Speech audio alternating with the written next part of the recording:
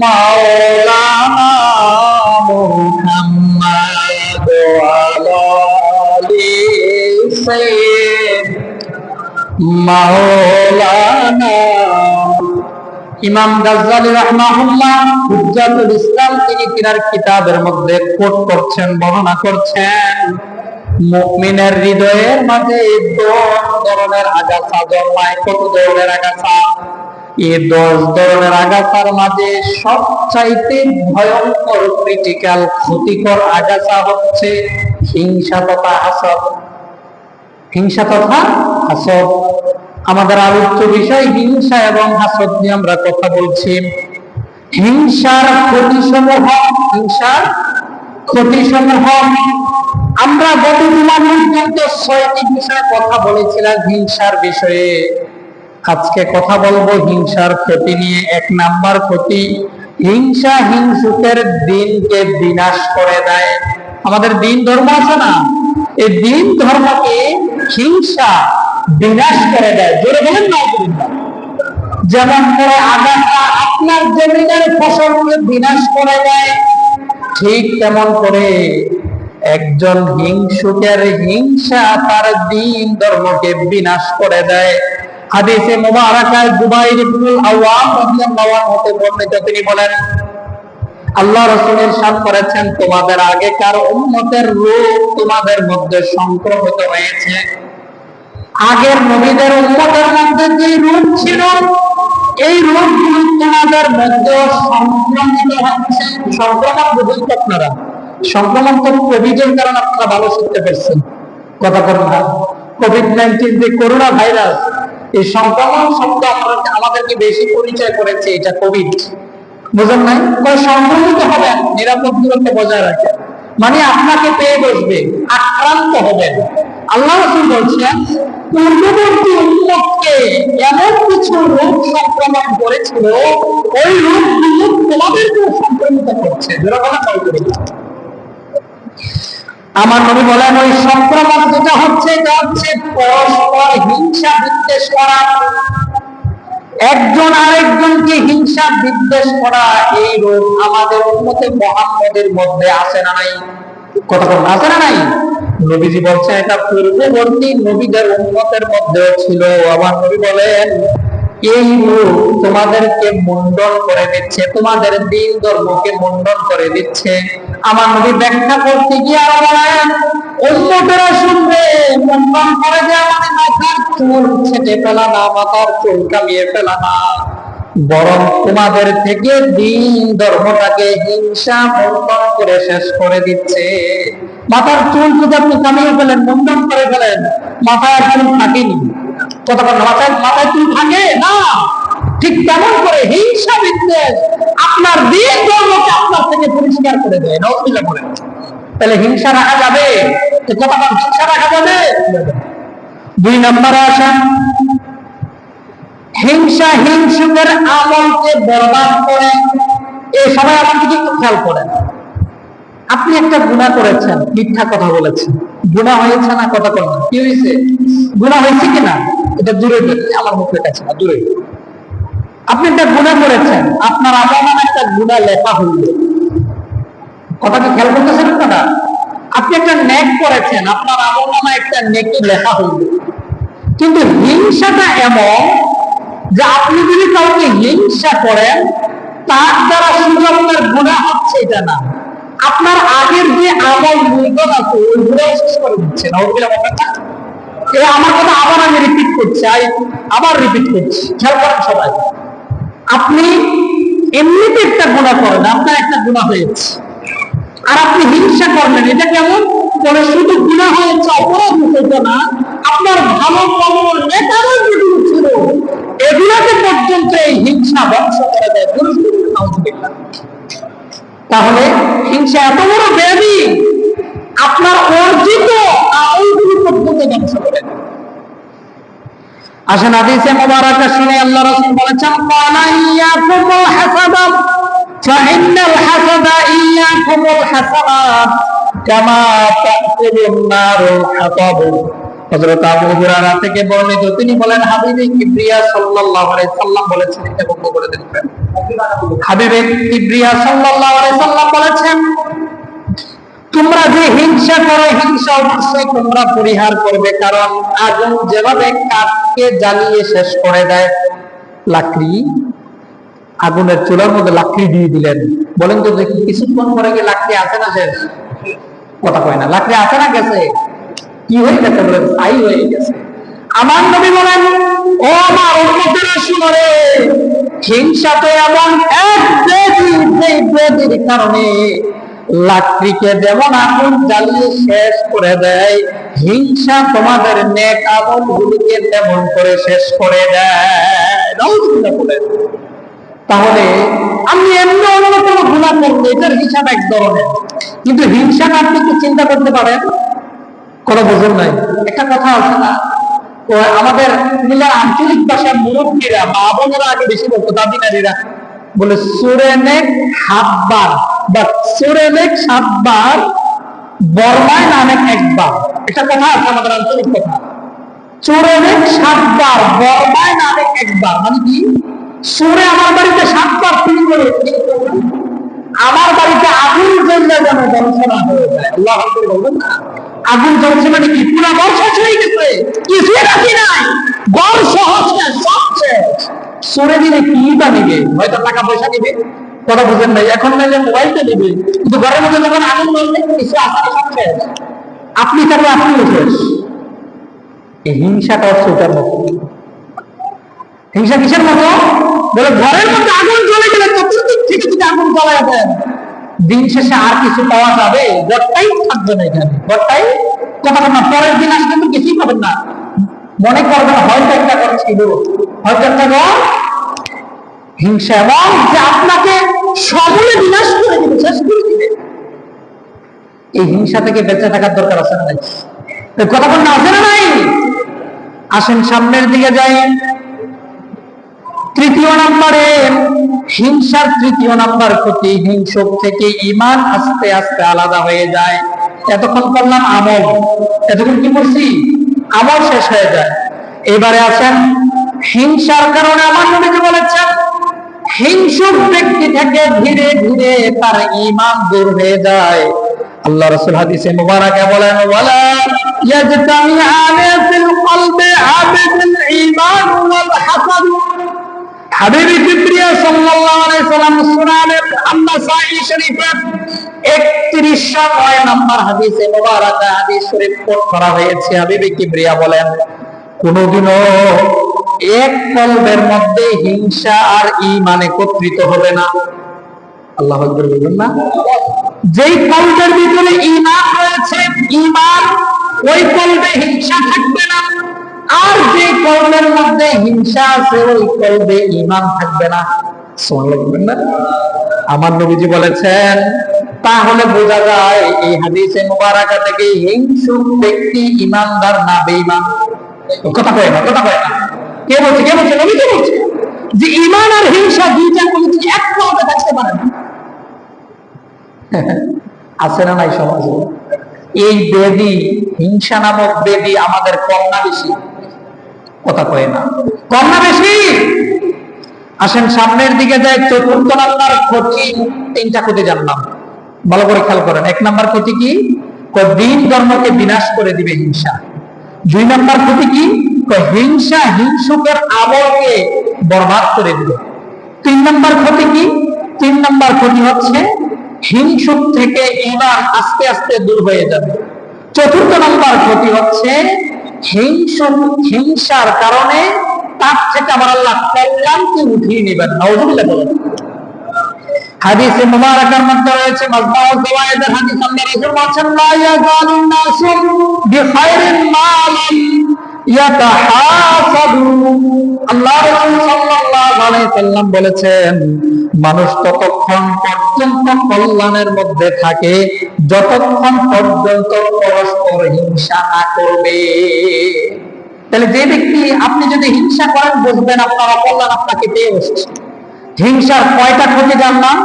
কথা বলে কয়টা ক্ষতি? 4টা। 5 নাম্বার ক্ষতি হিংসার। 5ম নাম্বার ক্ষতি একটু খেয়াল করেন, হিংসাটা কি? অপরের ভালো দেখলে জ্বলে, কথা হয় না। অপরের ভালো দেখলে ধন সম্পদ, টাকা পয়সা, আয় উন্নতি, রুজি রোজগার, ছেলে মেয়ের ভালো, এগুলো দেখলে কি জ্বালা পড়া, কথা হয় না, কথা হয় না। এটাই তো হিংসা নাকি? আচ্ছা, আমি যেহেতু গত সময় ব্যাখ্যা করেছি সংজ্ঞা সব বলেছি, এই জন্য এই সময় বলতেছি না।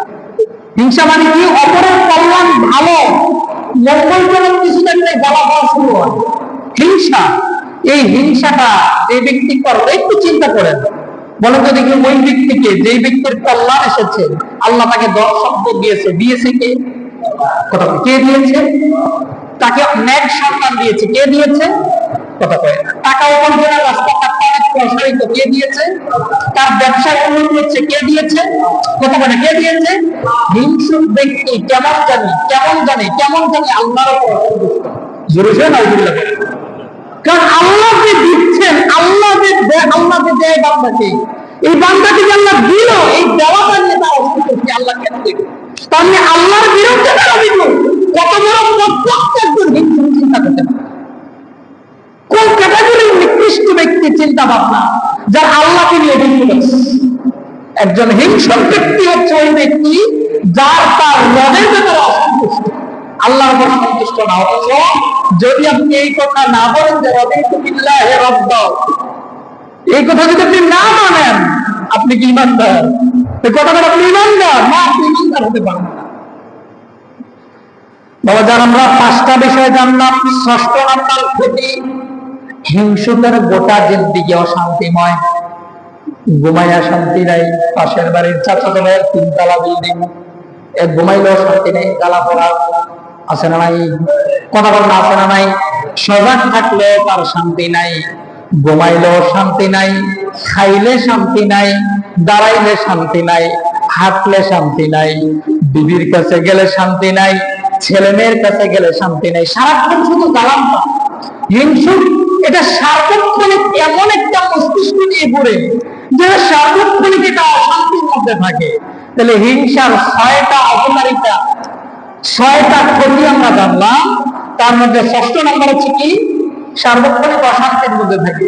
এবার বুঝে থাকলে বলেন তো দেখি, যেই ব্যক্তি নিজে অশান্তির মধ্যে থাকে, ওই ব্যক্তির পরিবারকে তার থেকে শান্তি পাইবে না অশান্তি পাইবে? কথা হয় না। ওই ব্যক্তি থেকে সমাজ শান্তি পাবে না অশান্তি পাবে? ওই ব্যক্তি থেকে রাষ্ট্র শান্তি পাবে না অশান্তি পাবে? এই হিংসা, এই জন্য আমার নবীজি বলেছেন পূর্ববর্তী উম্মতের ভয়ঙ্কর ব্যাধি। আবার অন্যত্র ইহুদিদের কথা আলাদাভাবে নবীজি বলেছেন, যেটা গতজনে আমরা আলোচনা করেছি। এমন এক জাতি ইহুদি, যাদের ভিতরে হিংসা সাংগঠনিক কাজ করে। দেখেন না, গোটা পৃথিবীর মাঝে যে বিশৃঙ্খলা হোতা, কারা? ইহুদি সম্প্রদায়।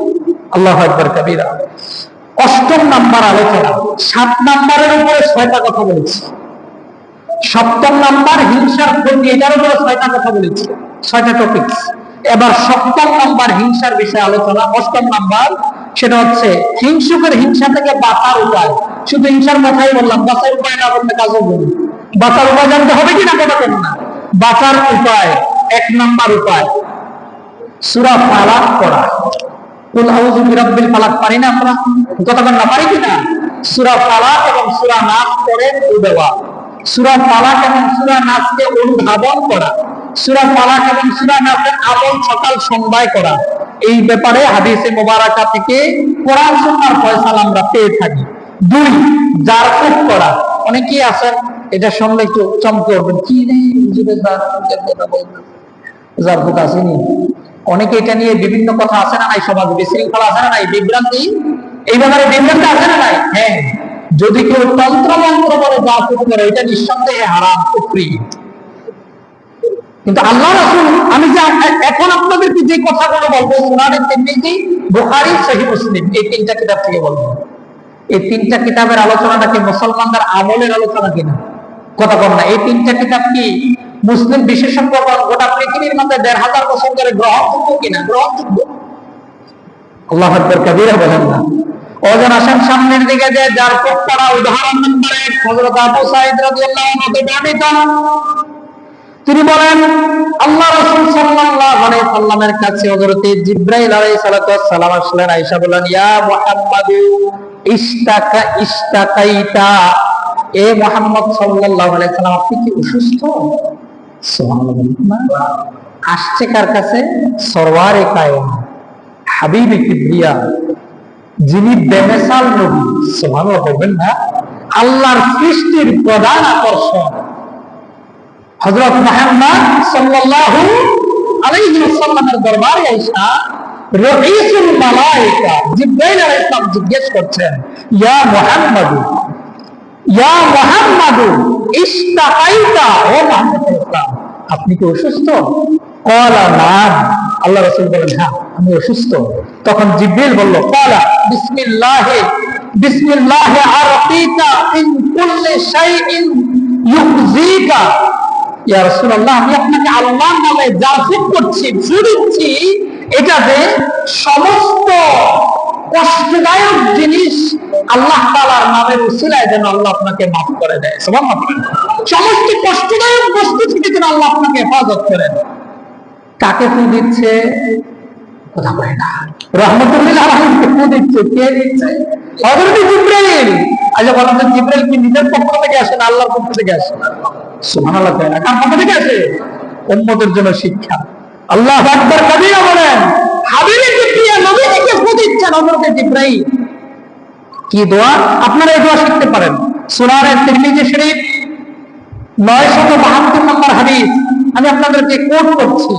এই হাদিসে মুবারাকার মধ্যে এসেছে কি, যে বিসমিল্লাহি আরকিকা মিন কুল্লি শাইইন ইউযিকা মিন কুল্লি শাররিন কুল্লু নাফসিন, এবং আমি আপনাকে সমস্ত প্রাণীকুলের অকল্যাণ যেগুলো রয়েছে এগুলো থেকে জারফত করছি। এবং আরো বলছেন, ওয়া আইনিন হাসিদিন, সমস্ত হিংসুকের হিংসা থেকে আমি আপনাকে আল্লাহর নামে জারফত করছি। বিসমিল্লাহি আরকিকা বলে তিনি ফু দিয়েছেন আল্লাহ রাসূলকে। বলেন সুবহানাল্লাহ। তাহলে জারফত আছে না নাই? কথা বলা, জারফতের দোয়া হাদিস শরীফে আছে না নাই?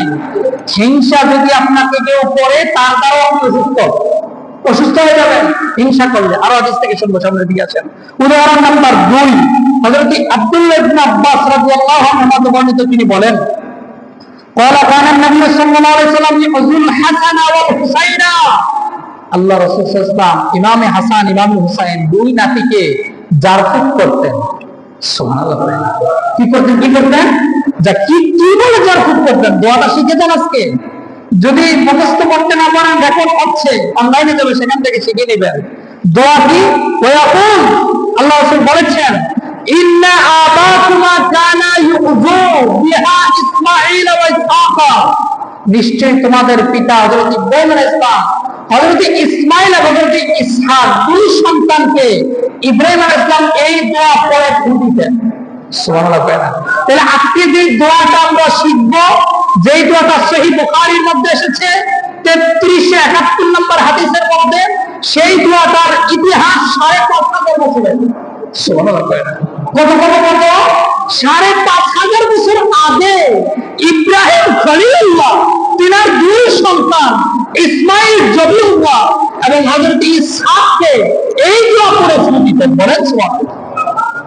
এবং আল্লাহ রাসূল বলেন, আমি এই দোয়া পড়ে ফু দিচ্ছি, আউযু বিকালিমাতিল্লাহি তাম্মা মিন কুল্লি শাইতানিন ওয়া হাম্মা ওয়া মিন কুল্লি আইনিন নাম্মা। আমাদের কাছে যখন বাচ্চাদের নিয়ে আসেন, আমরা এটা পড়েই ফু দিই, এটা 7 বার পরে ফু দিয়ে দিই। আপনাদের কাছে সিক্রেট বিষয় ওপেন করে দিলাম, আপনারা আমাদেরকে জানতে হবে না। যদি আপনার ইয়াকিন থাকে, জবান পবিত্র থাকে, আর এটা পরে ফু দিতে পারেন, ইনশাআল্লাহ বাচ্চা সুস্থ হয়ে যাবে। সুবহানাল্লাহ বলেন না? এই দোয়া আউযু বি, বলেন আমার সাথে, আউযু বিকালিমাতিল্লাহি তাম্মা, বলেন ওমা, আউযু বিকালিমাতিল্লাহি তাম্মা, বলেন, মিন কুল্লি শাইতানিন ওয়া হাম্মা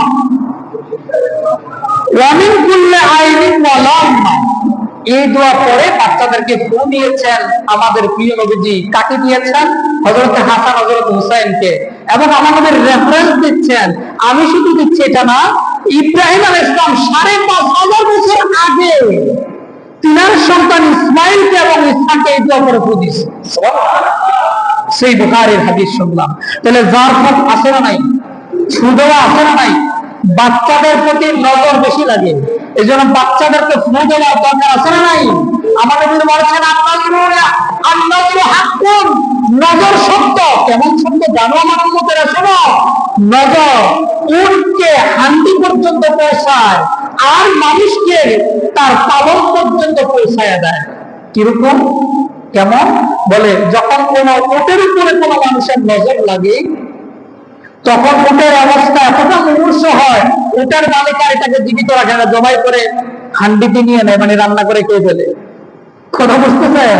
আর কোন মানুষের উপরে যখন এই নজর পড়ে, এই চোখ পড়ে, তখন তার দ্বারা মানুষ কবর পর্যন্ত পৌঁছায়। তাহলে মানুষের নজর এটা ভয়ঙ্কর, কম না বেশি? এমনিতে লাউ ক্ষেতের সাতটার ভিতরে কি সুন্দর ডুগডুগ কচি লাউডা, কথা বুঝছেন না? এবার খালি চাইছে লাউডাও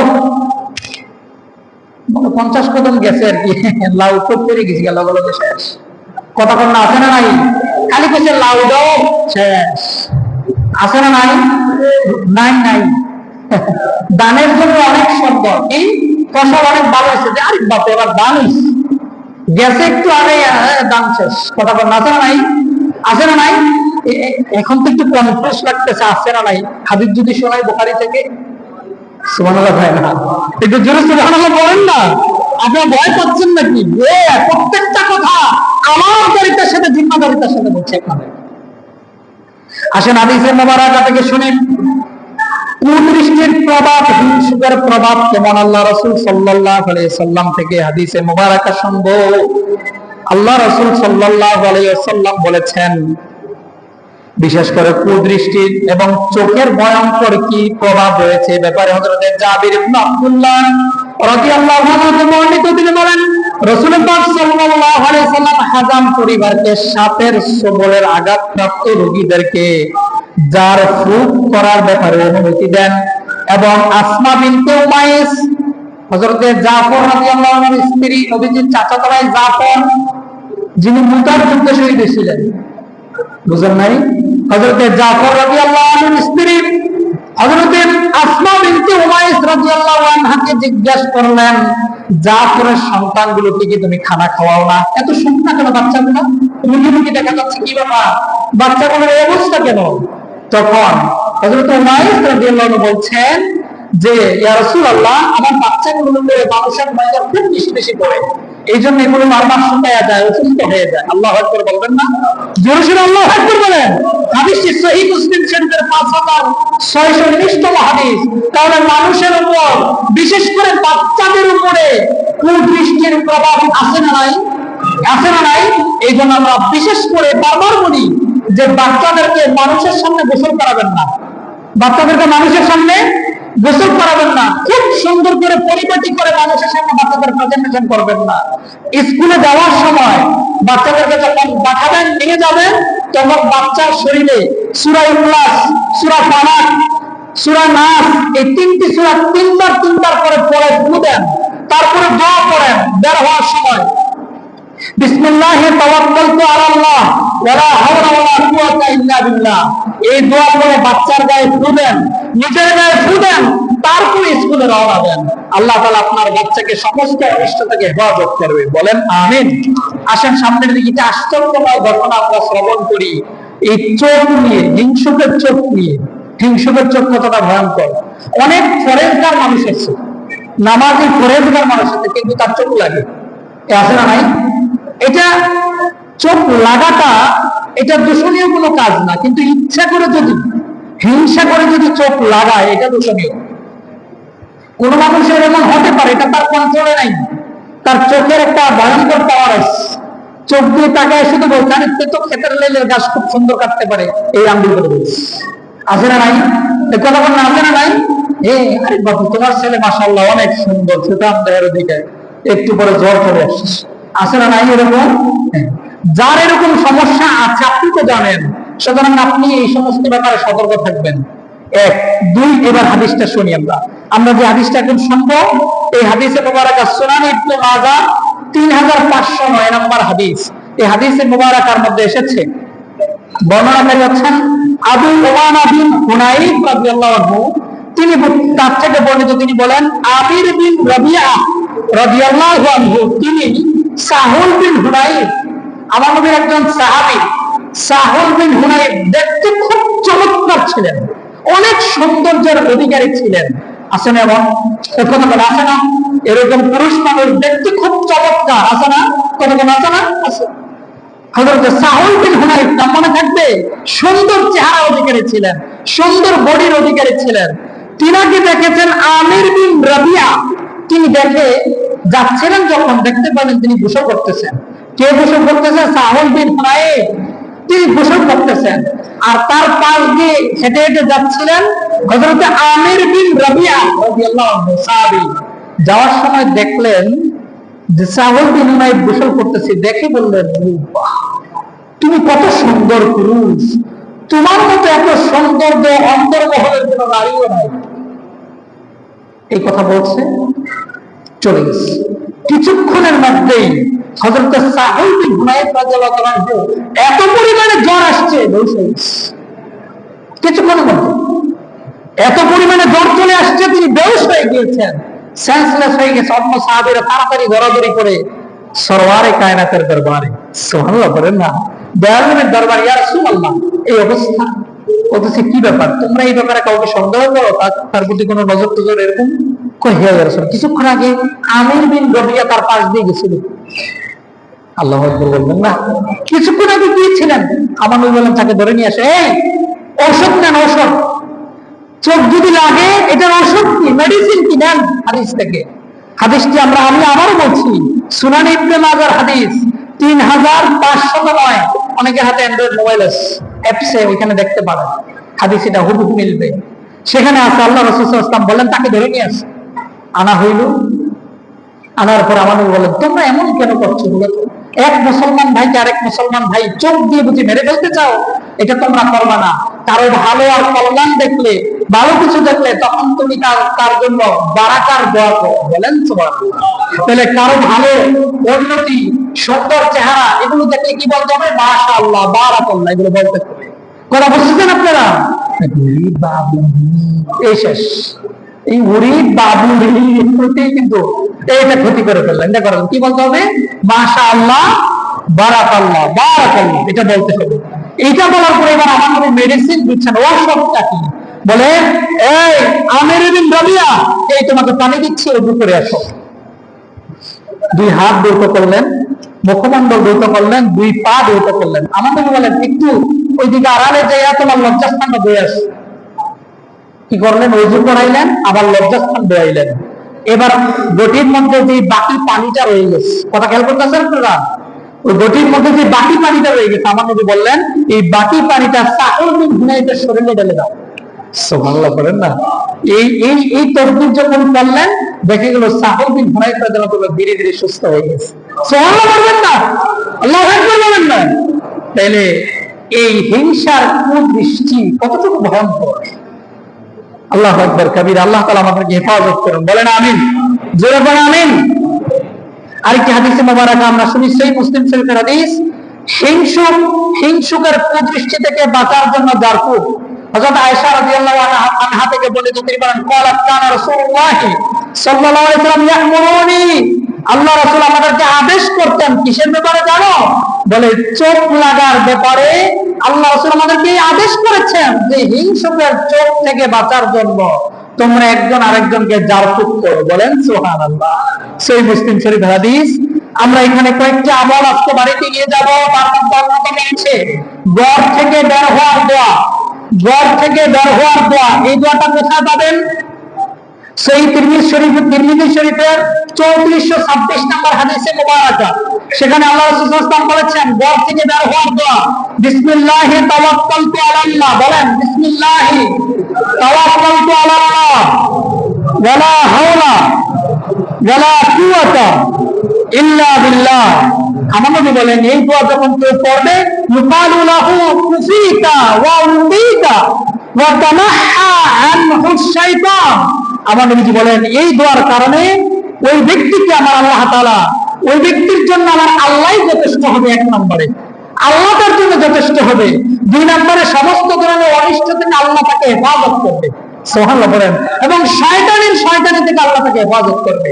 আপনি রওনা হয়েছেন ঘর থেকে বের হওয়ার সময় এই সব অনিষ্ট থেকে আল্লাহর কাছে পানা চেয়ে এবং নিজেকে আল্লাহর কাছে জিম্মাদারিত্ব দিয়ে যখন বের হবেন, আল্লাহ চাইলে সমস্ত দুর্ঘটনা অঘটন থেকে হেফাজত করতে পারি কিনা, এই কথা না পারি কিনা। এবং নিজেদের বাচ্চাদের ক্ষেত্রে যারা ছোট, সে দোয়া পারে না, এই দোয়া করে তার শরীরে কুদেন, তারপরে তাকে নিয়ে স্কুলে রওনা দেন। আমল করার তৌফিক দান করুন, বলেন আমিন। জোরে বলেন আমিন। কি গুরুত্বপূর্ণ বিষয় হচ্ছে, আমরা আমাদের যে মেগা পর্ব দুইটি আলোচনা শুরু করবো, এই দুইটার পূর্বে আজকের দুই এবং গত